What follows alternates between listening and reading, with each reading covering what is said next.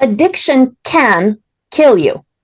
If you're a successful entrepreneur, it's likely you're addicted to something, whether you're addicted to your business, whether you're addicted to overworking, smoking, drugs, cigarettes, I don't know. There's something you're addicted to. There's a high probability you are.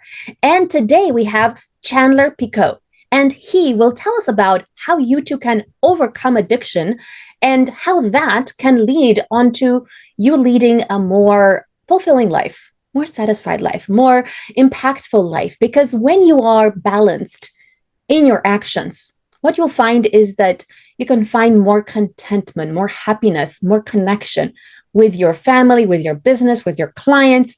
There's so much more that can be on the other side of overcoming addiction. So the first question is, what's the secret to your success? And does addiction have anything to do with that in terms of overcoming it?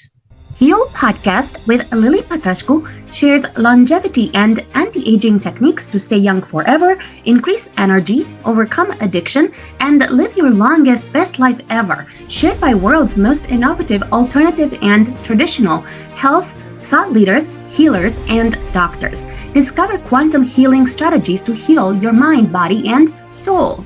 Yes, it absolutely does. Going through what I went through, the pain and the misery that I experienced, forged me into the person that you see today.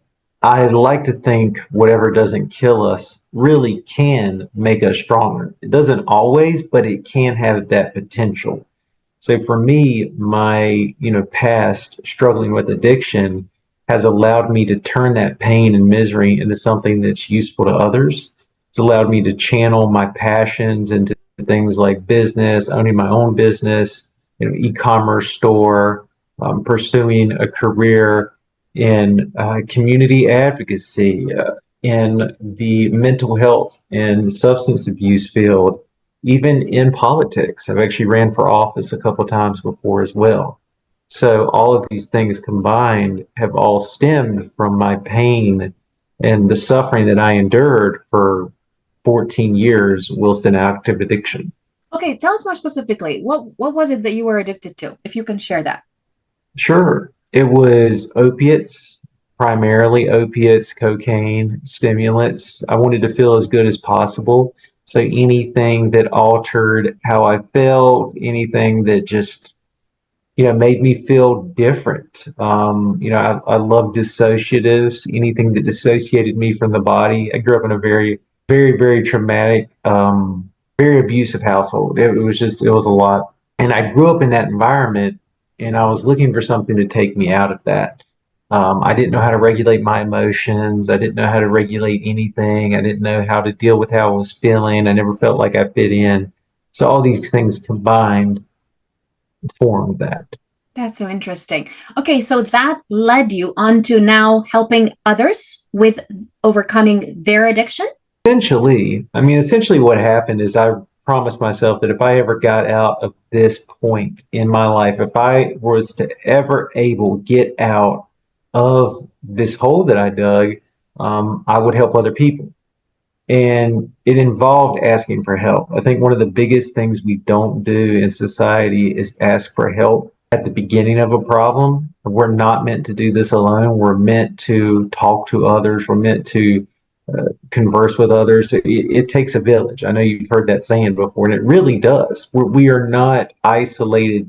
We are not meant to live the isolated existences that we live.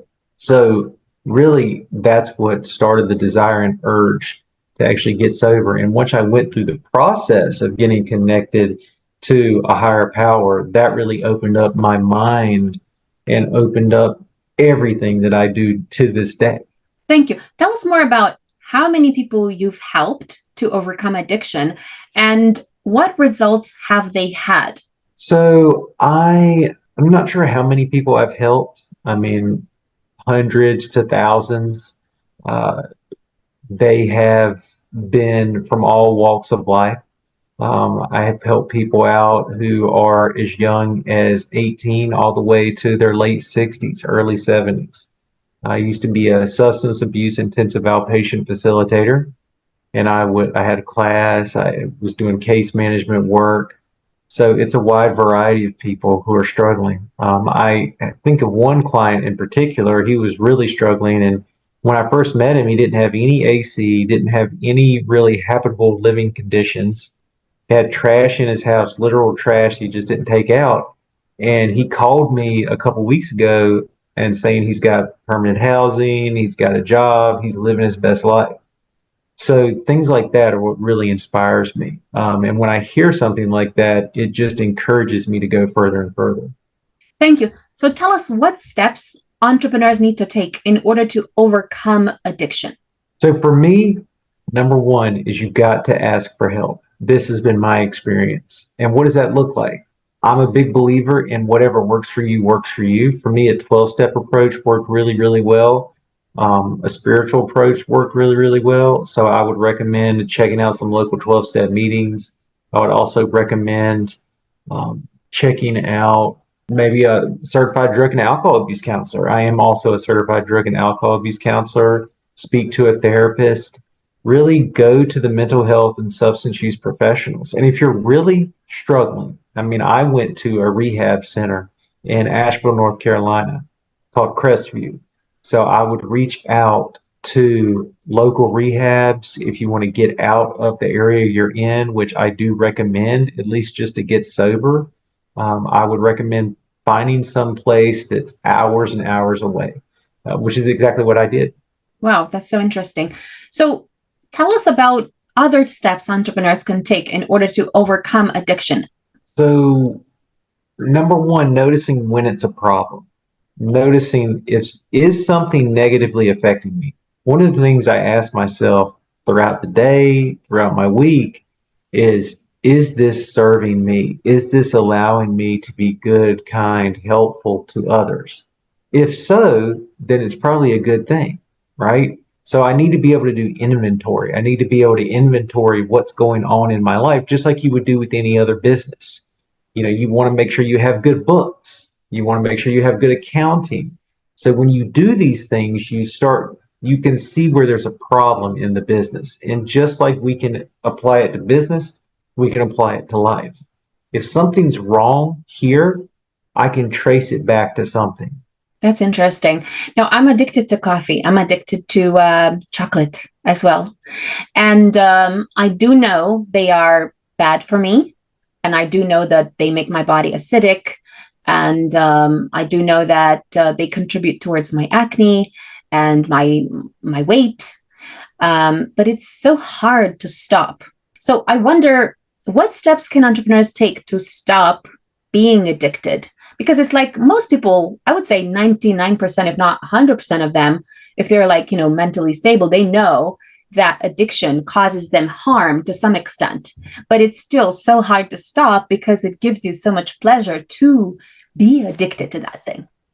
Yes. Well, my experience has been if I am looking for something outside of myself, then I have to address what's going on internally, which is where the spiritual aspect comes in for me. I'm able to get connected to higher power, right? God, spirit of the universe, whatever that is. And it's real big in the 12-step fellowship I'm in, which is, I mean, you could even take it down to a secular, atheistic, agnostic level of saying, I'm getting connected with my higher self and getting joy from understanding that everything's going to be okay, getting peace so that I don't need to go after that chocolate. So I don't need to go after that coffee as much. I understand. I love to drink coffee. I really do. And it doesn't always agree with me, the gamble I take. But I do understand. And I would definitely say reaching out and talking to others about what did you do? What did you do? Because there are different routes. People do different things. But what I've seen the most success with is getting connected to higher self, higher power. And you're able to do that throughout the day. Say, hey, I don't want to do this. Let me do something different.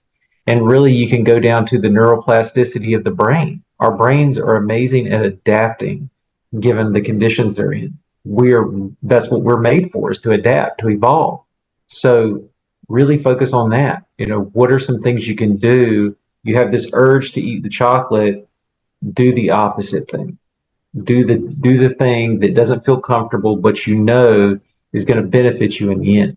That's what I would recommend. Thank you. And I'm glad that you said that, because what I've discovered is that when you have an addiction, what is so useful is to replace it with something else. So for example, let's say you have a coffee addiction, you can replace it with decaf, or you can replace it with a, I don't know, matcha latte, or with a, I don't know, with a tea, or with, something else. As long as there's a replacement there that also feels good in some way, that's when the replacement can work quite well long term. And I remember from a long time ago when I used to be addicted to a toxic boyfriend, and the best thing to do is just to replace him with something else, so I do wonder about addictions, because they tend to be quite shameful, some of them, right? So someone who is addicted to drugs, or someone who is addicted to something that makes them behave like an animal, right? Because a drug can actually do that. First of all, there's a lot of shame associated with that.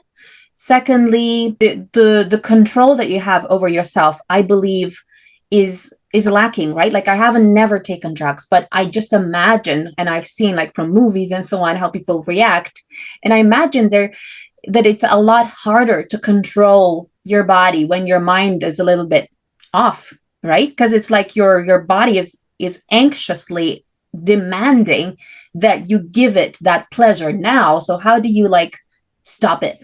This is the example that I like to use. Mm-hmm. So imagine you had someone in your ear every minute telling you to do something, right? Like go outside and walk in a circle for 10 minutes. Imagine you heard that every single minute of every single day. You would be able to ignore it for a while, but eventually you would do whatever you could to get that voice to shut up, right? That is addiction. Addiction is this compulsion, this need for something that I know is not good for me. I know is not going to help me, but I can't remember the pain and the misery. And my brain, my lizard brain, is doing everything it can to get that, what it thinks it needs, met.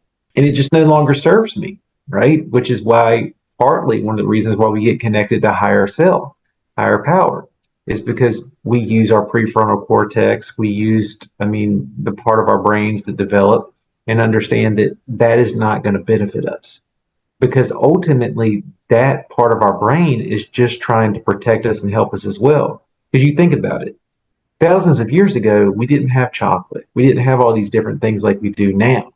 So when you would encounter something like that in the wild, it was encouraged for you to binge and eat as much as you can, gain as much weight as fast as you can, because there were going to be lean times. So we would go through feast, famine, and obviously the people that survived passed down their genetics. So it works out well. You ever wonder why people can eat and eat and eat and they don't gain weight?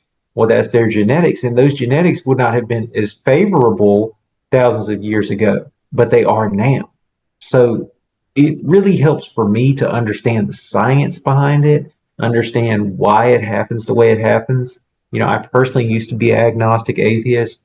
Now I definitely consider myself to be more of a spiritualist, someone who believes in God, higher power.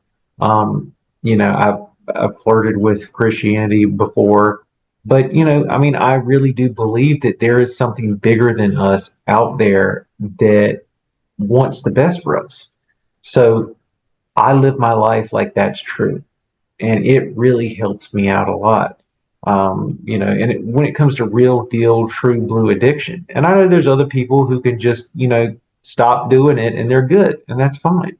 But for me, for people who are real deal alcoholics, drug addicts, food addicts, that's what really works. Thank you.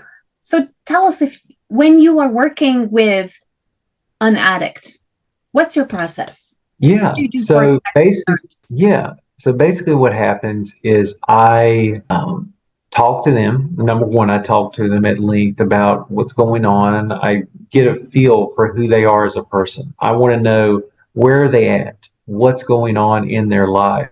In their lives, what are they dealing with? What are some of the complications they're suffering with? What are some of the wins they're having? So I'll do a personalized care plan, standard all across North Carolina, and I think much of the US. And I'll write down their goals, their desires, their points of contacts, their family members, things like that. Just get to know them before I start to really encourage them to try different things, utilize different things. I'm also a peer support specialist, and that comes with a lot of access to resources, particularly local resources, because of my job.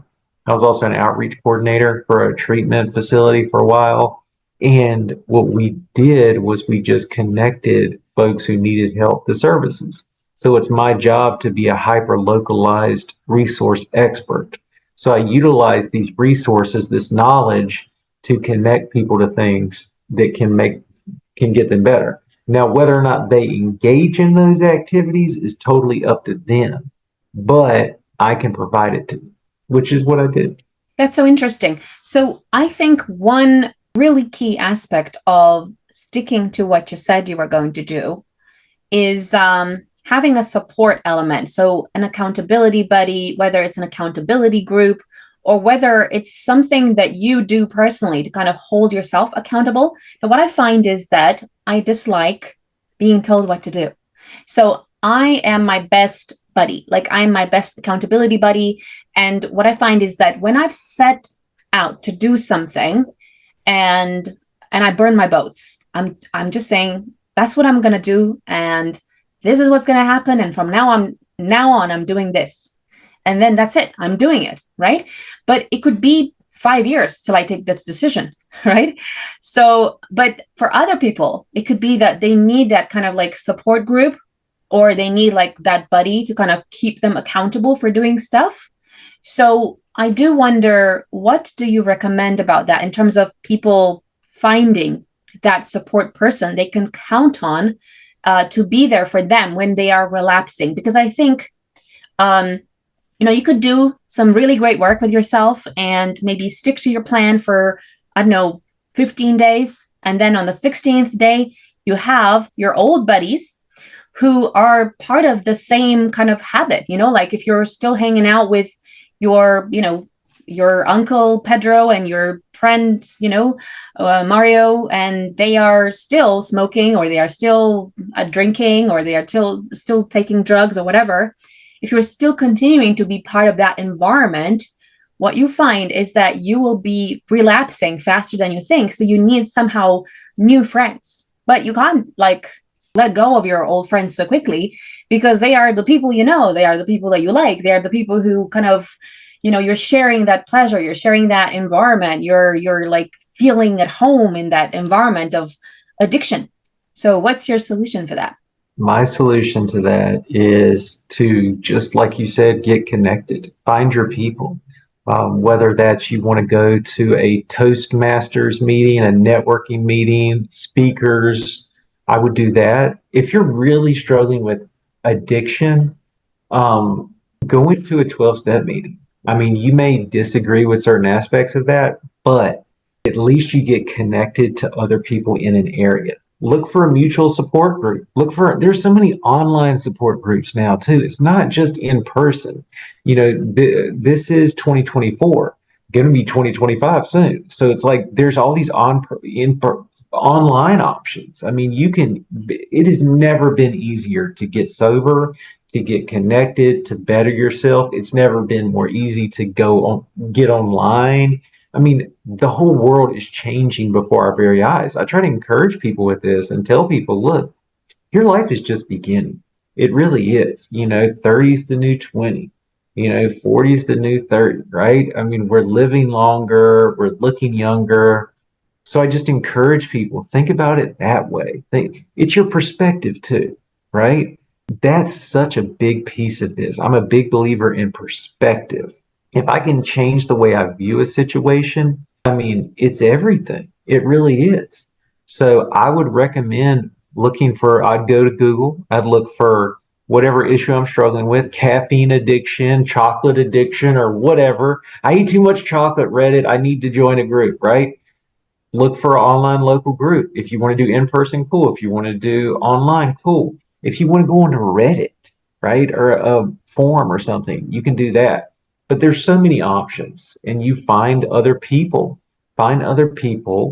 who don't want anything from you, number one, and just you can talk to. I always recommend women with women and men with men. And the reason why I say that is because I find it healthier, especially when someone's sick. And like, a lot of times people are very mentally ill when they're coming into recovery. They're using drugs and alcohol for decades plus. So I really recommend that.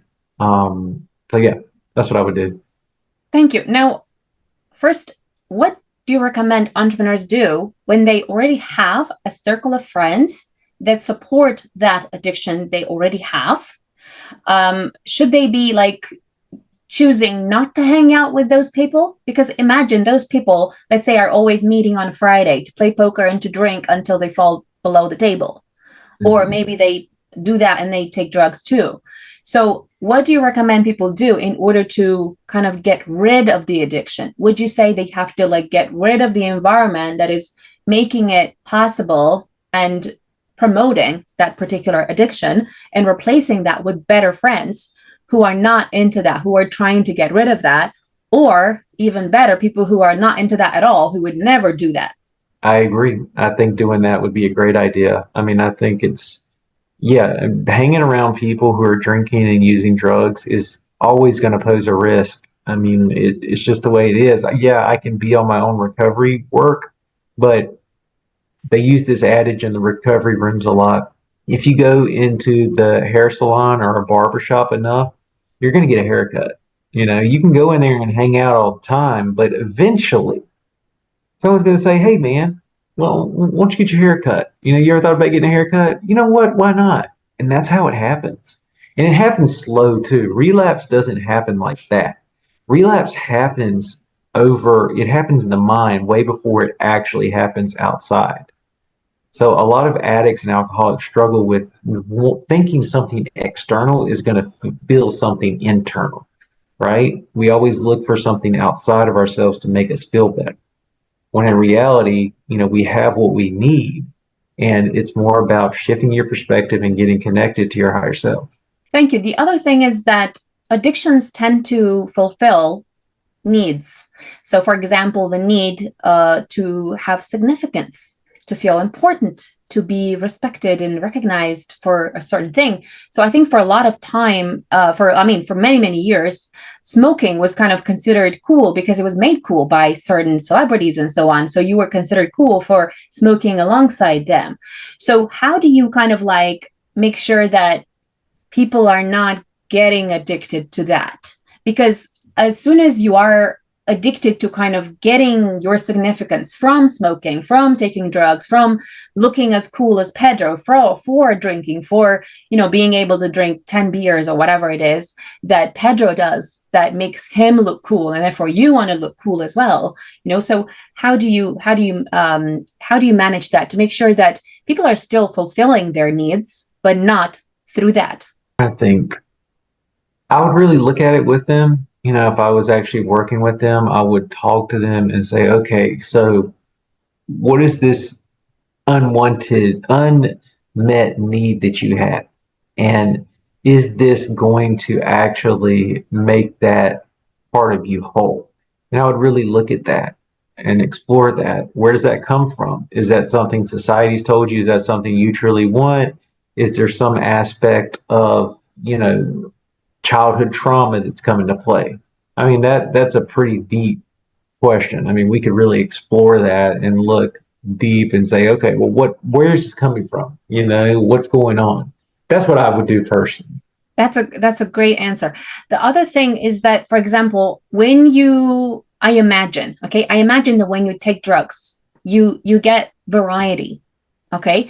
And perhaps, when you have like a normal like life, I imagine that never compares to the kind of sensation that can be very weird that you could potentially have when you take drugs. So you can say, have that varied, out of this world adrenaline and out of this world experience that feels like you're living.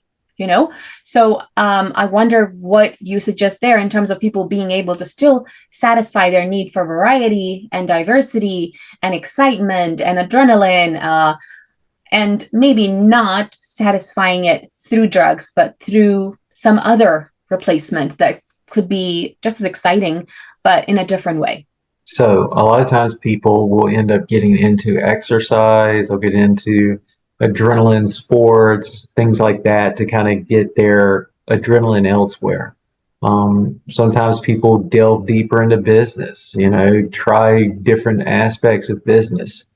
There's so many different pathways. I would definitely look more into that and look, what is that doing for you, right? What is that accomplishing? And look for things like that, connect with others, connect with support groups. That's what I would do. I mean, really, variety is truly the spice of life, which means, hey, variety adds so much to my life.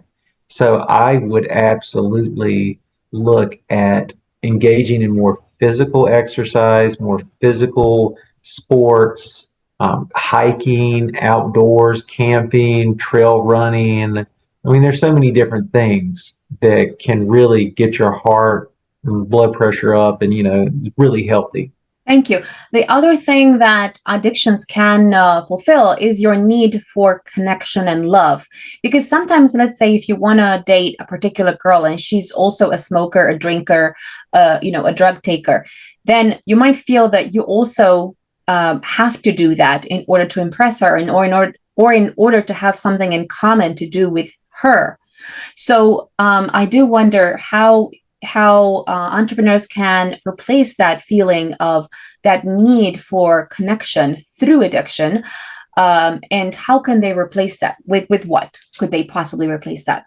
I would focus on some type of activity, some type of passion project. I mean, if you're really in that business mindset and you really need to do something like that, like a very popular business entrepreneur and also a person who has ADD said he always has to have some type of challenge in his life.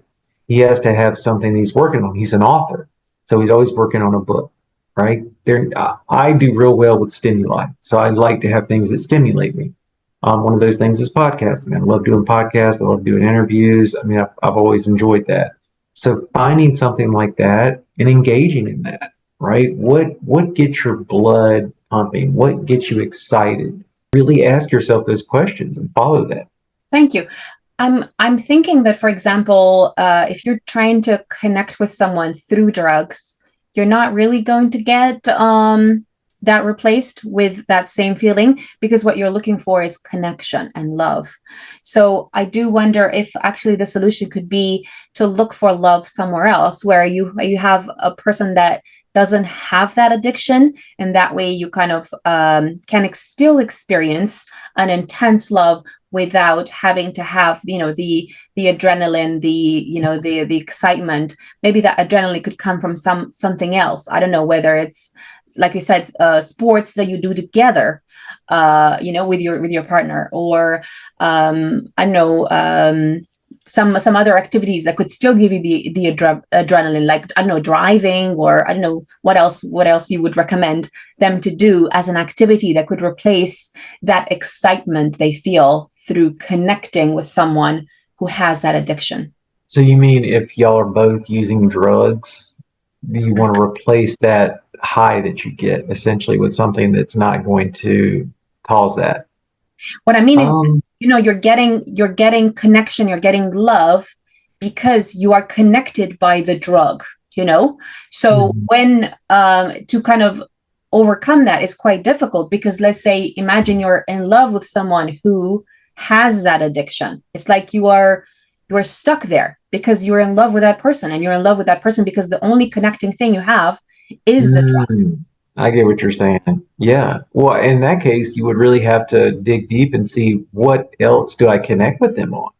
I mean, do I connect with them on, is it just this superficial level where, we have this connection because of the drugs and the alcohol, or is there something more to it than that?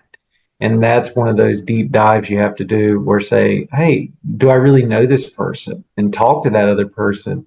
Ask them, what do they like? What do they not like? What is their past? like? What did they grow up doing? All these different aspects. And I would just further dig deeper into that and say, hey, what is it why is it that I feel that I need this? Why is it that, yes, this is a great feeling, but is it causing pain and disturbance in my life? Because a lot of times I see that. I have seen before where people will come in and there'll be a couple in active addiction. And the best thing for them to do is to disconnect and actually focus on themselves. Now, if they're married, it's a little bit different. But at the bottom, at the very base of it, getting sober separately is always advisable. Always. Wow, that was a fascinating interview. Where can entrepreneurs find you? You can follow me at Chandler Picot on all my social media platforms. You can go to chandlerpicot.com, ChandlerPicot. And I'll be coming out with a podcast soon. So be sure to follow me on all socials: Instagram, Facebook, TikTok, YouTube. Follow me for more interviews with world's most innovative health change makers to live your healthiest life ever.